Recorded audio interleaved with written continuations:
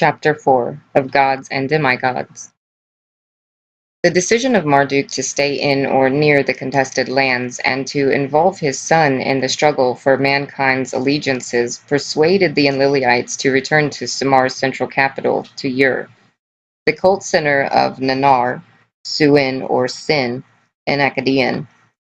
It was the third time that Ur was chosen to serve in that capacity, hence the designation Ur the Third for that period.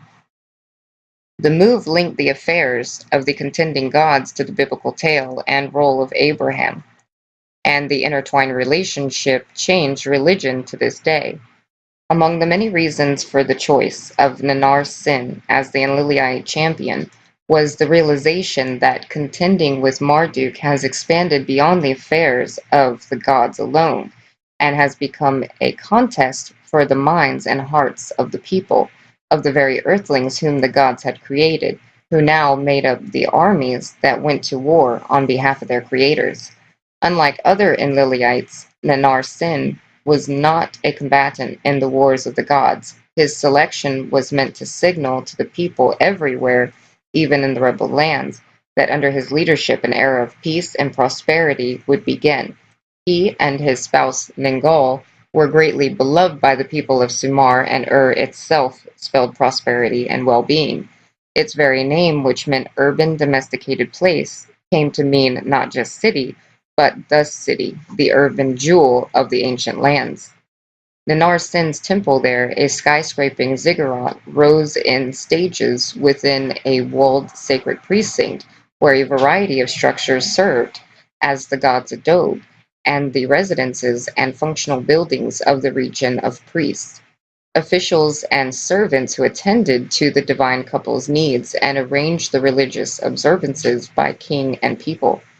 Beyond those walls there extended a magnificent city with 2 harbors and canals linking it to the Euphrates River, a great city with the king's palace, administrative buildings including 4 scribes and record keeping, as well as for tax collecting, multi-level private dwellings, workshops, schools, merchants, warehouses, and stalls, all in wide streets where, at many intersections, prayer shrines open to all travelers were built.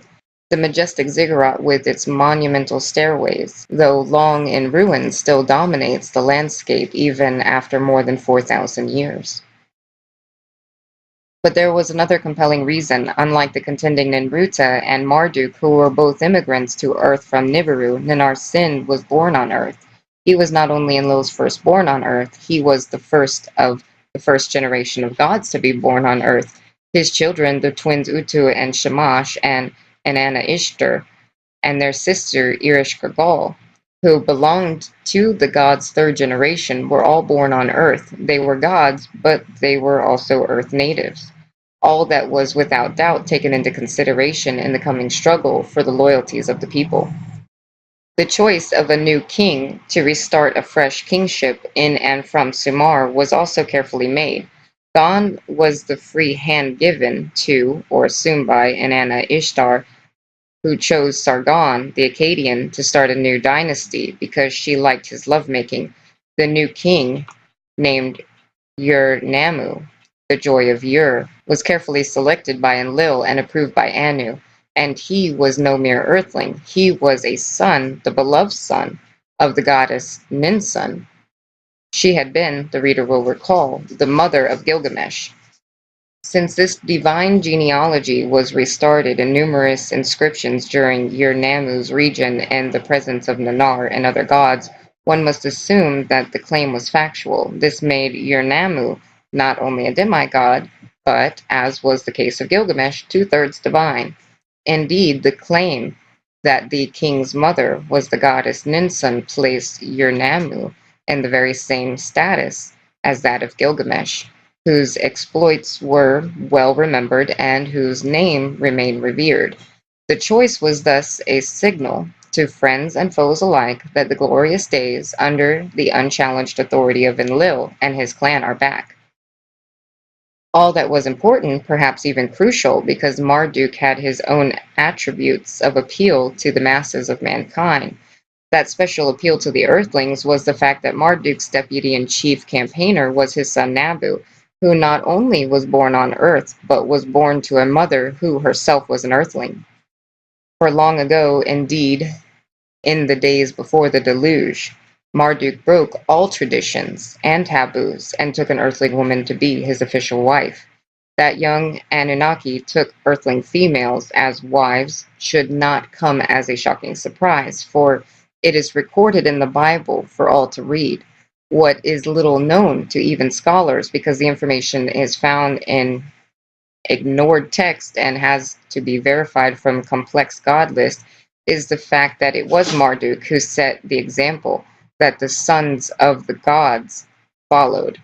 And it came to pass, when the earthlings began to increase in number upon the earth, and daughters were born unto them, that the sons of the Elohim saw the daughters of the Adam, that they were compatible, and they took unto themselves wives, of whichever they chose. Genesis 6, verse 1 through 2. The biblical explanation of the reasons for the great flood in the first 8 enigmatic verses of chapter 6 of Genesis clearly points to the intermarriage and its resulting offspring as the cause of the divine wrath. The Nephilim were on the earth in those days and thereafter too, when the sons of the Elohim came unto the daughters of the Adam and had children by them. My readers may recall that it was my question as a schoolboy of why Nephilim, which literally means those who have come down, who descended from heaven to earth, was usually translated giants. It was much later that I realized and suggested that the Hebrew word for giants, Anakim, was actually a rendering of the Sumerian Anunnaki. The Bible clearly cites such intermarriages as taking as wives between young sons of the gods, sons of the Elohim, the Nephilim, and female earthlings, daughters of the Adam, as God's reason for seeking mankind's end by the deluge. My spirit shall no longer dwell in man, for in his flesh they erred, and God repented that he had fashioned the Adam on earth and was distraught. And he said, let me wipe the Adam that I have created off the face of the earth. The Sumerian and Akkadian texts telling the story of the deluge explain that the two gods were involved in that drama. It was Enlil who sought mankind's destruction by the deluge, while it was Enki who connived to prevent it by instructing Noah to build the salvaging ark. When we delve into the details, we find that Enlil's I've had it up to here anger on one hand and Enki's counter efforts on the other hand were not just a matter of principles, for it was Enki himself who began to copulate with female earthlings and have children by them, and it was Marduk, Enki's son, who led the way to and set the example for actual marriages with them. By the time their mission Earth was fully operative, the Anunnaki stationed on Earth numbered 600, in addition 300 who were known as Agigi, those who observe and see, manned a planetary way station on Mars, and the spacecraft shuttling between the two planets. We know that Ninmah, the Anunnaki's chief medical officer, came to Earth at the head of a group of female nurses. It is not stated how many there were or whether there were other females among the Anunnaki, but it is clear that in any event females were few among them. The situation required strict sexual rules and supervision by the elders, so much so that, according to one text, Enki and Ninmah had to act as matchmakers, decreeing who should marry whom. Enlil, a strict disciplinarian, himself fell victim to the shortage of females and date raped a young nurse. For that, even he, the commander-in-chief on Earth, was punished with exile.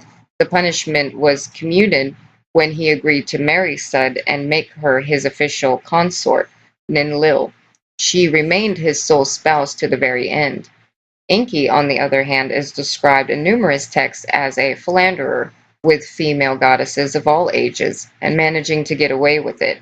Moreover, once daughters of the Adam proliferated, he was not averse to having sexual flings with them too.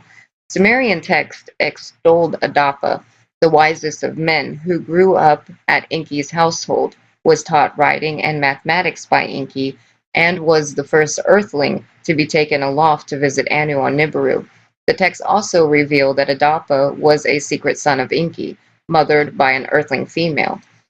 Apocryphal texts inform us that when Noah, the biblical hero of the deluge, was born, much about the baby and the birth caused his father Lamech to wonder whether the real father had not been one of the Nephilim. The Bible just states that Noah was genealogically perfect man who walked with the Elohim. Sumerian texts, where the flood's hero is named Zesutra, suggest that he was a demigod son of Enki. It was thus that one day Marduk complained to his mother that while his companions were assigned wives, he was not. "I have no wife, I have no children," and he went on to tell her that he had taken a liking to the daughter of the high priest, an accomplished musician. There is reason to believe that he was the chosen man in Medrenki of Sumerian text. Verifying that the young earthling female, her name was Sarpanit, agreed, Marduk's parents gave him the go-ahead. The marriage produced a son. He was named Insag, lofty lord, but unlike Adapa, who was an earthling demigod, Marduk's son was included in the Sumerian god list, where he was also called the divine Mesh, a term used as in Gilgamesh to denote a demigod. He was thus the first demigod who was a god. Later on, when he led the masses of humans in his father's behalf, he was given the epithet name Nabu, the spokesman, the prophet, for that is what the literal meaning of the word is, as is the meaning of the parallel biblical Hebrew word Nabi, translated prophet. Nabu was thus the God's son, and an Adam's son of ancient scriptures, the one whose very name meant prophet, as in the Egyptian prophecies earlier quoted. His name and role became linked to the messianic expectations. And so it was in the days before the deluge that Marduk set an example to the other young, unespoused gods. Find and marry an earthling female. The breach of the taboo appealed in particular to the Ajiji gods who were away on Mars most of the time, with their principal station on Earth being the landing place in the Cedar Mountains. Finding an opportunity, perhaps an invitation to come and celebrate Marduk's wedding, they seized earthling females and carried them off as wives. Several extra-biblical books designated the Apocrypha, such as the Book of Jubilees, the Book of Enoch, and the Book of Noah, recorded the incident of the intermarriages by the Nephilim and fill in the details. Some 200 watchers, those who observe and see, organized themselves in 20 groups. Each group had a named leader, one called Shemazia, was in overall command, the instigator of the transgression, the one who led astray the sons of God and brought them down to earth and led them astray through the daughters of man, was named Yagon. It happened, these sources confirmed during the time of Enoch, in spite of their efforts to fit the Sumerian sources that told of rival and contradicting Enlil and Enki into a monotheistic framework, the belief in only one Almighty God.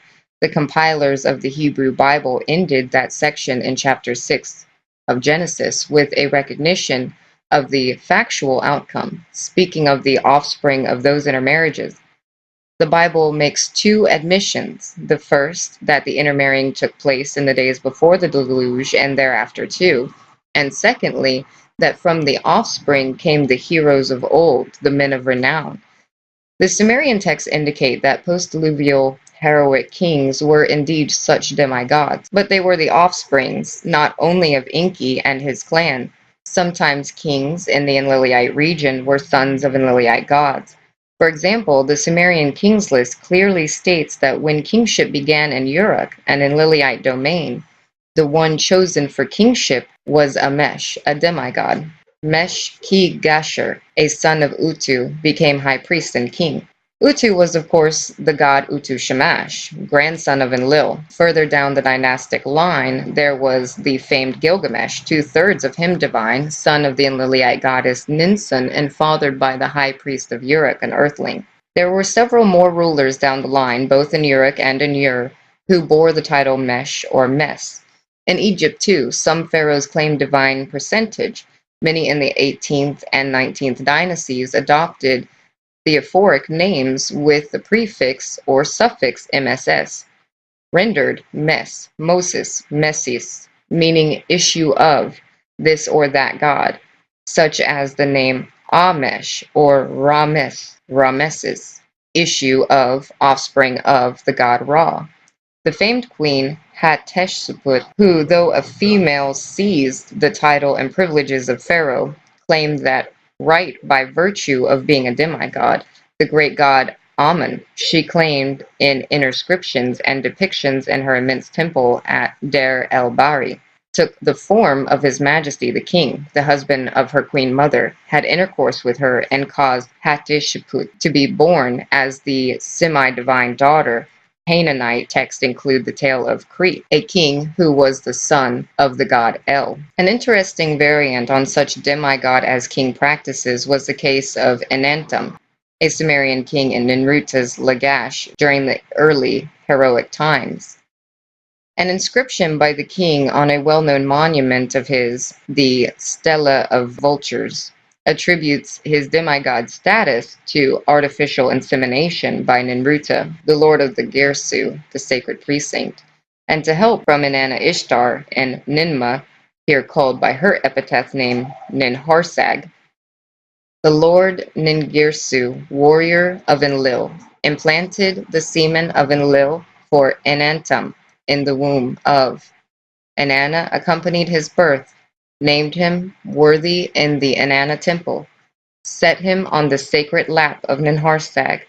Ninharsag offered him her sacred breast. Ningirsu rejoiced over Enantum, semen implanted in the womb by Ningirsu.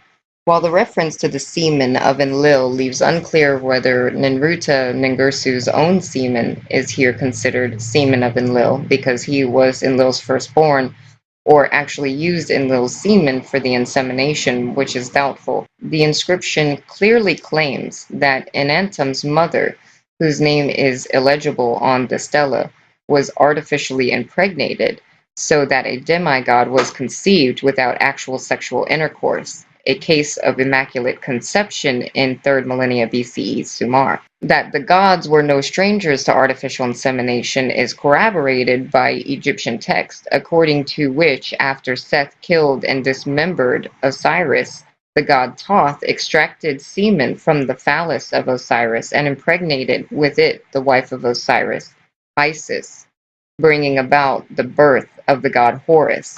A depiction of the feat shows Thoth at birth goddesses holding the 2 strands of DNA that were used, and Isis holding the newborn Horus. Clearly then, after the deluge, the Enlilites too accepted both the mating with earthling females and considered the offspring heroes, men of renown, suitable for kingship. Royal bloodlines of demigods were thus begun. One of the first tasks of Ur-Namu was to carry out a moral and religious revival, and for that, too, a former revered and remembered king was emulated. It was done through the promulgation of a new code of laws, laws of moral behavior, laws of justice, of adherence. The code said to the laws that Enlil and Nannar and Shamash had wanted the king to enforce and the people to live by. The nature of the laws, a list of do's and don'ts, can be judged by Ur-Namu's claim that due to those laws of justice, the orphan did not fall prey to the wealthy, the widow did not fall prey to the powerful, the man with 1 sheep was not delivered to the man with 1 ox. Justice was established in the land, and that he emulated, sometimes using the exact same phrases. A previous Sumerian king, Urak-Jina of Lagash, who 300 years earlier had promulgated a law code by which social, legal, and religious reforms were instituted, among them the establishment of women's safe houses under the patronage of the goddess Bau, Ninurta's spouse. These, it ought to be pointed out, were the very same principles of justice and morality that the biblical prophets demanded of kings and people in the next millennia. As the era of Ur III began, there was obviously a deliberate attempt to return Sumer, now Sumer and Akkad, to its olden days of glory, prosperity, and morality and peace. The times that preceded the latest confrontation with Marduk. The inscriptions, the monuments, and the archaeological evidence attest that Ur-Namu's reign, which began in 2113 BCE, witnessed extensive public works, restoration of river navigation, and the rebuilding and protection of the country's highway. He made the highways run from the lower lands to the upper lands, an inscription stated. Greater trade and commerce followed. There was a surge in arts, crafts, schools, and other improvements in social and economic life, including the introduction of more accurate weights and measures. Treaties with neighboring rulers to the east and northeast spread the prophecies and well-being. The great gods, especially Enlil and Ninlil, were honored with renovated and magnified temples. And for the first time in Sumar's history, the priesthood of Ur was combined with that of Nippur's leading and religious revival. All scholars agree that in virtually every way, the Ur third period began by Ur-Namu's attained new heights in the Sumerian civilization. That conclusion only increased the puzzlement caused by a beautifully crafted box that was uncovered by archaeologists. Its inlaid panels, front and back, depicted two contradicting scenes of life in Ur. While one of the panels, now known as the Peace Panel, depicted banqueting, commerce, and other scenes of civil activities, the other, the War Panel, depicted a military column of armed and helmeted soldiers and horse-drawn chariots marching into war. A close examination of the records from that time reveals that indeed, while under the leadership of Ur-Namu, Sumar itself flourished, the hostility to Enliliites by the rebel lands increased rather than diminished. The situation apparently demanded action, for according to Ur-Namu's inscriptions, Enlil gave him a divine weapon that heaps up the rebels in piles, with which to attack the hostile lands, destroy the evil cities, and clear them of opposition. Those rebel lands and sinning cities were west of Sumar, the lands of Marduk's Amorite followers. There, the evil, the hostility against Enlil, was fanned by Nabu, who moved about from city to city, proselytizing for Marduk. Enlilite records called him the oppressor, of whose influence the sinning cities had to be rid. There, a reason to believe that the peace and war panels actually depicted Ur-Namu himself, one showing him banqueting and celebrating peace and prosperity, and the other, in the royal chariot, leading his army to war. His military expeditions took him well beyond Sumar's borders into the western lands, but Ur-Namu's great reformer, builder, and economic shepherd that he was failed as a military leader. In the midst of battle, his chariot got stuck in the mud. Ur-Namu fell off of it, but the chariot, like a storm, rushed along, leaving the king behind, abandoned like a crushed jug. The tragedy was compounded when the boat, returning Ur-Namu's body to Sumar in an unknown place, had sunk. The waves sank it down with him on board. When news of that defeat and the tragic death of Ur-Namu's reached Ur, a great lament went up there. The people could not understand how such a religiously devoted king, a righteous shepherd who only followed the gods' directives with the weapons they put in his hands, could perish so ignominiously. Why did the Lord Nanar not hold him by the hand? They asked. Why did Inanna, Lady of the Heaven, not put her noble arm around his head? Why did the valiant Utu not assist him? The Sumerians, who believed that all that happened had been fated, wondered why did these gods step aside when Ur-Namu's bitter fate was decided. Surely those gods, Nanar and his twin children, knew that Anu and Enlil were determining, yet they said nothing to protect Ur-Namu. There could be only one plausible explanation. The people of Ur and Sumar concluded, as they cried out and lamentated, the great gods must have gone back on their word. How the fate of the hero had been changed. Anu altered his holy word. Enlil deceitfully changed his decree. These are strong words, accusing the great Enlilite gods of deceit and double-crossing. The ancient words convey the extent of the people's disappointment. If that was so in Sumar and Akkad, one can imagine the reaction in the rebellious western lands. In the struggle for the hearts and minds of mankind, the Enliliites were faltered. Nabu, the spokesman, intensified the campaigns on behalf of his father Marduk. His own status was enhanced and changed. His own divinity was now glorified by a venerating epithet. Inspired by Nabu, the prophet, prophecies of the future, of what is about to happen, began to sweep the contested lands. We know that they said because the number of clay tablets on which such prophecies were inscribed have been found, written in Old Babylonian cuneiform, they are grouped by scholars as Akkadian prophecies or Akkadian apocalypses. Common to all of them is the view that past, present, and future are parts of a continuous flow of events, that within a preordained destiny there is some room for free will and thus a varied fate, that for mankind both were decreed or determined by the gods of heavens and earth, and that therefore events on earth reflect occurrences in the heavens. To grant the prophecies believability, the texts sometimes anchor the prediction of future events in a known past historic occurrence or entity. What is wrong in the present, why change is needed, is then recounted. The unfolding events are attributed to decisions by one or more of the great gods. A divine emissary, a herald, will appear. The prophetic text might be his words written down by the scribe, or expected pronouncements. As often as not, a son will speak for his father. The predicted events will be linked to omens, the death of a king or heavenly signs. A celestial body will appear and make a frightful sound. A burning fire will come from the skies. A star shall flash from the height of the sky to the horizon as a torch. And most significantly, a planet will appear before its time. Bad things, apocalypses, shall precede the final events. There would be calamitous rains, huge devastating waves or droughts, the silting of canals, locusts and famines. Mothers will turn against daughter, neighbor against neighbor. Rebellion, chaos, and calamities will occur in the lands. Cities will be attacked and depopulated. Kings will die, be toppled, and captured. One throne will overthrow another.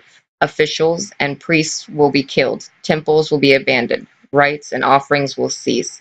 And then the predicted events, a great change, a new era, a new leader, a redeemer will come. Good will prevail over evil, prosperity will replace sufferings, abandoned cities will be resettled, the remnants of the dispersed people will return to their homes, temples will be restored, and the people will perform the correct religious rites. Not unexpectedly, these Babylonian or pro-Marduk prophecies pointed the accusing finger of wrongdoing at Sumar and Akkad, and also their allies Elam, Hadeland, and the Sea Lands, and named the Amaru Westerners as the instruments of divine retribution. The Enliliite cult centers, Nupar, Ur, Uruk, Larsa, Lagash, Supar, and Adab are named. They will be attacked, plundered, their temples abandoned. The Enliliite gods are described as confused, unable to sleep. Enlil is calling out to Anu, but ignores Anu's advice. Some translators read the words as command. That Enlil's issue a Misharu edict, a putting things straight order. Enlil Ishtar and Adad will be forced to change kingship in Sumar and Akkad. The sacred rites will be transferred out of Nippur. Celestially, the great planet will appear in the constellation of the Ram. The word of Marduk shall prevail. He will subdue the four regions. The whole earth shall tremble at the mention of his name. After him, his son will reign as king and will become master of the whole earth. In some of the prophecies, certain deities are the subject of specific predictions. A king will arise. One text prophesies in regards to Inanna Ishtar, he will remove the protective goddess of Uruk from Uruk and make her dwell in Babylon. He will establish the rights of Anu in Uruk. The Agigi are also specifically mentioned. The regular offerings for the Agigi gods, which had ceased, will be reestablished, one prophecy states. As was the case with the Egyptian prophecies, most scholars also treat the Akkadian prophecies as pseudo-prophecies or post-adventum texts, that they were in fact written long after the predicted events. But as we have remarked in regard to the Egyptian texts, to say that the events were not prophesied because they had already happened is only a reassert that the events per se did happen, whether or not they were predicted, and that is what matters most to us. It means that the prophecies did come true, and if so, most chilling is the prediction in a text known as Prophecy B. The awesome weapon of Era upon the lands and the people will come into judgment. A most chilling prophecy indeed, for before the 21st century BCE was over, judgment upon the lands and peoples occurred when the god Era, the Annihilator, an epithet named for Nergal, unleashed nuclear weapons in a cataclysm that made prophecies come true.